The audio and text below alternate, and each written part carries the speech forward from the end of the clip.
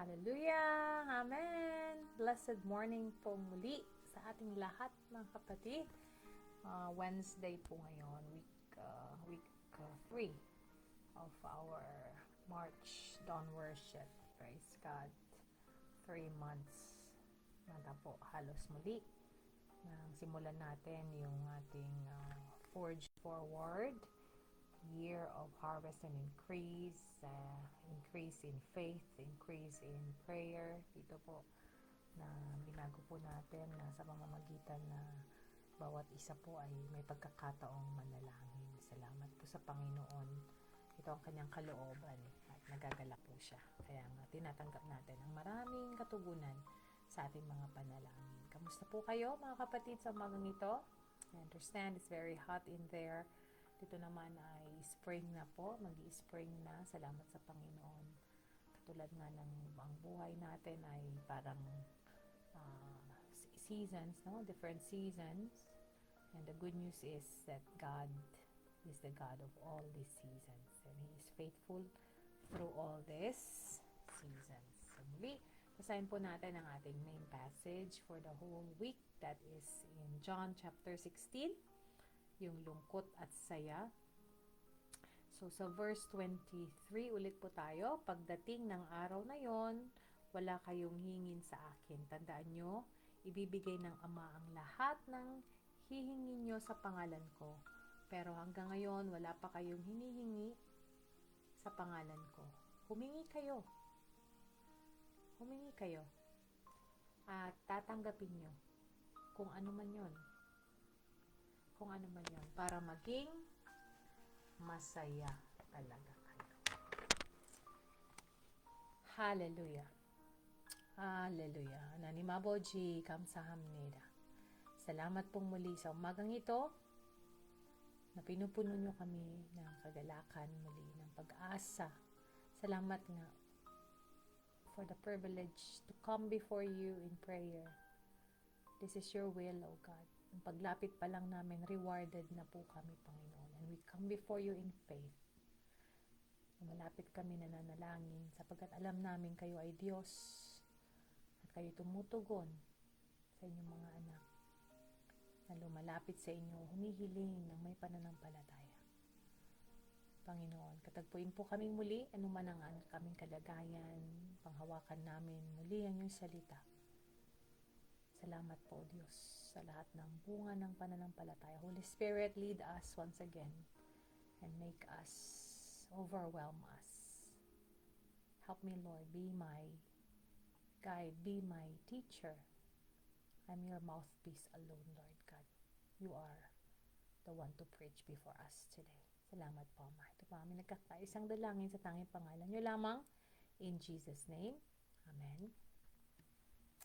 Praise God. Amen. So we are on day 3 already of our study sa kagalakan ng Banal na Espiritu sa pagtugon sa ating mga panalangin. So sinabi nga natin na sa pamamagitan ng panalangin, ang Banal na Espiritu po ay nagbibigay ng kagalakan. Kaya nga hindi tayo magsasawa. Diba? Minsan may mga pilosopo na dati pilosopo yun pa eh. I remember, sabi daw kay nanay, natulak lay Diyos. Diba? Hindi parang araw-araw. Diba? At sabay-sabay pa. So, hindi po yun mangyayari. Yan. Kalooban niya po ito, kagalakan niya, kautusan nga niya actually, at pamamaraan niya para tanggapin natin yung kanyang mga pagpapala. So, sa pamamagitan ng panalangin ay napupuno tayo ng kagalakan.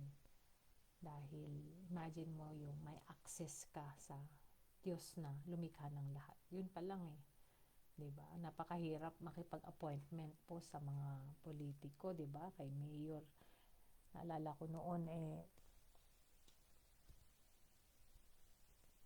may mga na-discourage po noon dahil hindi sila sanay na inuurasan sila eh.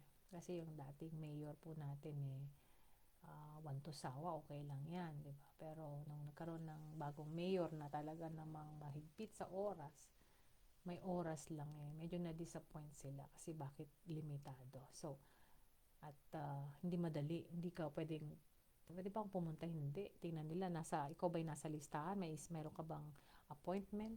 And then, naka-oras lang. Pero, mayor lang yun. Ano pa? Presidente lang yun. Ito po, ang ating tinatawagan hari ng mga hari, Panginoon ng mga Panginoon. Diyos na buhay, makapangyarihan sa lahat, hari. So, grabe po. Kaya dapat when we pray talagang with all boldness, talagang punong-puno tayo dapat ng lakas ng loob at punong-puno tayo ng kagalakan sa ating pananalangin. Okay? So, the Holy Spirit says here, number 1, as the prayers are answered, pag tinugon po ang panalangin ay kumpirmasyon po yun. Kinukumpirma ng banal na Espiritu ang ating pananampalataya. Dahil nga, kung walang pananampalataya, wala kang tatanggapin. So, the fact na may tinanggap ka, may pananampalataya ka. Okay? Number 2, yung role po ng banal na Espiritu, siya po yung nananalangin para sa atin, naglalagay sa puso natin ng gusto ng Diyos na hilingin natin, panalangin natin. Number 3, yung desire po ng Panginoon na bigyan tayo ng kagalakan. So, siya po ang nag-create ng joy. Yan. Kaya nga, lagi natin makikita na yung lagi sinasabi, pag sinabi po yung joy, complete. That your joy may be full or may be complete. Okay, and number 4 na po, yung the joy of the Holy Spirit in our prayers, deepening our relationship with God. So, deep, pinapalalim po yung relasyon. Ang panalangin po ay nagpapalalim ng relasyon. Sapagkat ano ba yung prayer? So, ang prayer po is talking with God. Relationship nga po yan. It's a dialogue, nag-uusap. Kaya nga, pag ang mga tao po ay hindi na nag-uusap, di ba? Nagiging, tinatawag po natin na strangers sila. Nagiging mga dayuhan sila sa isa't isa. They don't know anymore what's happening. Parang there's a cold air or there's aloofness. Parang nagiging aloof na. Parang nagiging, hindi mo na alam kung ano yung nasa isip. Hindi mo na siya kilala. Lumalayo ang loob kapag hindi nag-uusap. Tama po ba? Yun. Kaya as we are always praying to God, no, we are actually going into a deeper relationship with Him. Praise God. Kaya nga prayer is not just asking. Prayer is relationship. Prayer is fellowship. Prayer is yung investment. Ayan. Hindi po siya sabi nga nila, grocery na pumunta ka doon, bumili ka, umalis ka. No, it is rather a place which we can say home. Place na pwede kang umiyak, place na pwede kang matulog, place na pwede kang kumain, mabusog. All your needs are met. Mapuno ng pagmamahal and so on. So, happy po doon sa James chapter 4. Let's open our Bibles in James chapter 4, verse 8. Santiago or James chapter 4, verse 8. Sabi po dito, lumapit kayo sa Diyos. Okay? So, yung paglapit sa Diyos po, ang tawag po doon is prayer. No? Kasi nga, pag lumalapit ka, sabihin, you are praying in a sense because you want to talk. You want to listen. Diba? Lumapit kayo sa Diyos at lalapit ang Diyos sa inyo. Hugasan nyo ang mga kamay nyo sa mga maruming ginagawa nyo. Kayong mga makasalanan. Linisin nyo ang mga puso nyo. Kayong mga pabago-bago ang isip. So, ibig sabihin nga, sa paglapit sa Panginoon, dahil Panginoon natin ay banal, kailangan po nating maging banal sa paglapit sa Kanya. Kaya yung sabi niya, hugasan ang kamay sa maruming ginagawa, linisin nyo. Kaya nga sabi po sa awit, ay itatago ko yung mga salita sa puso ko upang hindi ako magkasala. At kailangan nga pong ipagtapat ang mga kasalanan natin upang mapatawad tayo sapagkat kung itinatago natin ang kasalanan sa ating mga puso, hindi rin po tayo pakikinggan. Ang panalangin ng makasalanan na pinapakinggan lamang ay yung paghingi ng tawad.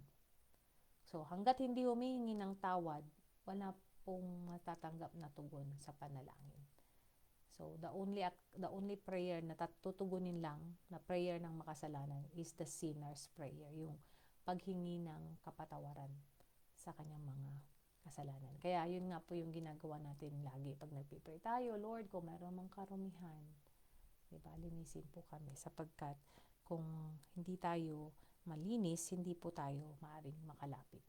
At salamat sa Panginoong Hesus, sa pamamagitan ng kanyang dugo ay nilinis na po tayo. So once and for all yon. Pero yung daily pa rin tayo nagko-confess dahil nakakagawa pa rin tayo ng mga kasalanan na hopefully hindi sinasadya para hindi masira yung relationship. Diba? Kapag may nagawa kang kasalanan sa isang kapatid, o sa asawa mo, sa anak mo, kung sino man, may guilt na nagpapalayo sa loob. Kahit hindi niya alam yung ginawa mo, diba? Pero ikaw na mismo, nagigilty ka. So, ikaw na mismo yung lumayo.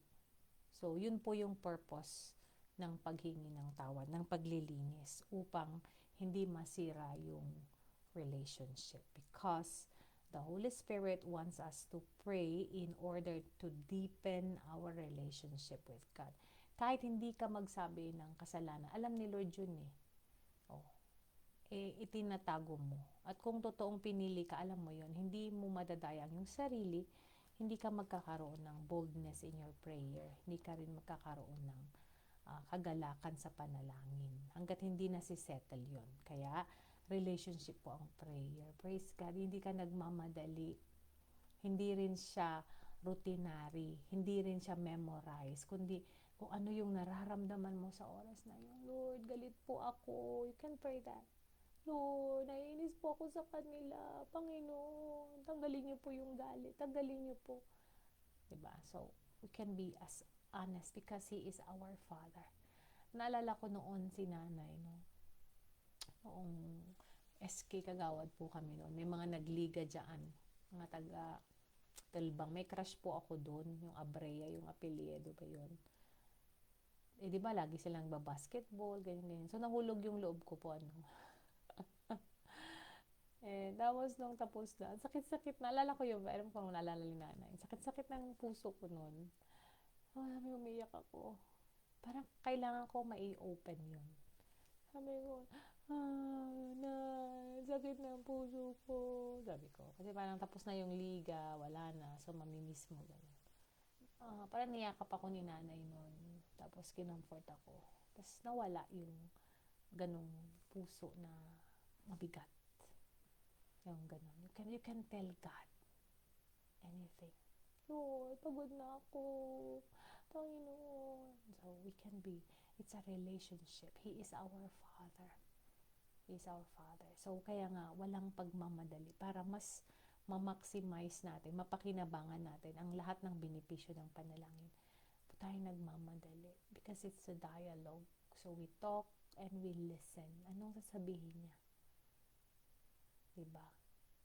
Kaya minsan pag nagpipray tayo, parang nagpray tayo na mabigat ang dibdib, nag-amin tayo, mabigat pa rin ang dibdib. Baka nga kasi hindi natin binigyan ng pagkakataon naman ng Panginoon na magsalita din, na magbibigay sa atin ng comfort. So again, the joy of the Spirit in our prayers because He wants us to become deep in our relationship with Him. Amen? So, Diyos pang papuri mga kapatid. Hallelujah. Tayo po ay magpasalamat sa lahat ng ating tinanggap sa umagang ito. Hallelujah. Hallelujah. Hananim kamsahamnida. What a joy, what a privilege to come before you, Lord, the God of the universe, maker of heaven and earth, looking at us, waiting, smiling, listening, answering. Sa lahat ng pribilehiyong ito, Lord, we just want to thank you. We just want to honor you, bless you. We are in awe of you. Salamat po. Patuloy po kayo magpakilala. Patuloy lumalim pa ang aming relasyon sa inyo. Closer and closer, Lord God. We wanna sit at your feet, drink from the cup in your hand, lay back against you and breathe. We want to feel your heartbeat. Ganong kalapit, Panginoon. Maraming salamat po. As we pray today, bawat anak po ninyong mananalangin, mapuno po ng kagalakan na hindi maaagaw ng sino man, lalong lumalim sa pananampalataya at pagkakakilala sa inyo. Tugunin, tanggapin ang mga hiling bilang manifestations, patunay ng aming pananampalataya. Maraming salamat po sa inyo lahat ng papuri, pasasalamat. Naming lahat nagkakaisa po kami. Sa tanging pangalan niyo lamang, in Jesus' name.